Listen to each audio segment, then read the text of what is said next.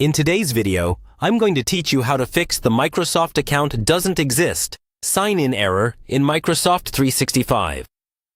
Let's start by understanding what this error actually means. When you see a message saying that your Microsoft account doesn't exist, it usually means that the email address you're typing in is not currently recognized as a Microsoft account.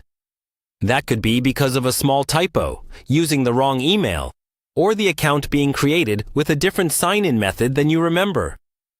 The good news is, there are several simple checks you can do to narrow down the problem and fix it. First, carefully check the email address you're entering.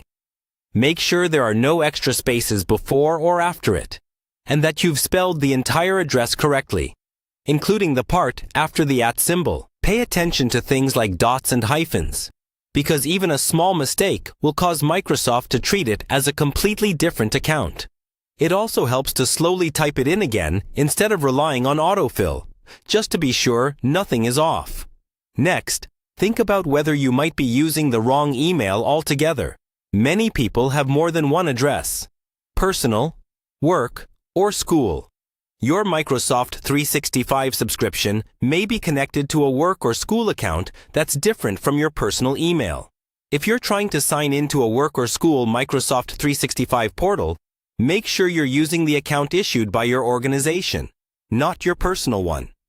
If you're confident you have the right email, the next step is to try signing in on the main Microsoft account page in a browser. Not just through an app. Open a browser, go to the Microsoft account sign-in page, and enter the same email. If the site still says the account doesn't exist, select the option to create a new account and see whether it prompts you that the email is already in use. If it lets you proceed as if it's brand new, that confirms there is no Microsoft account under that address. If you remember that you originally signed up using a phone number or a different email as an alias, try those instead. On the sign-in page, you can use any alias or phone number that's linked to your Microsoft account. Finally, if none of these steps work, contact your organization's IT support if it's a work or school account, or reach out to Microsoft support through their official help page for further account recovery options.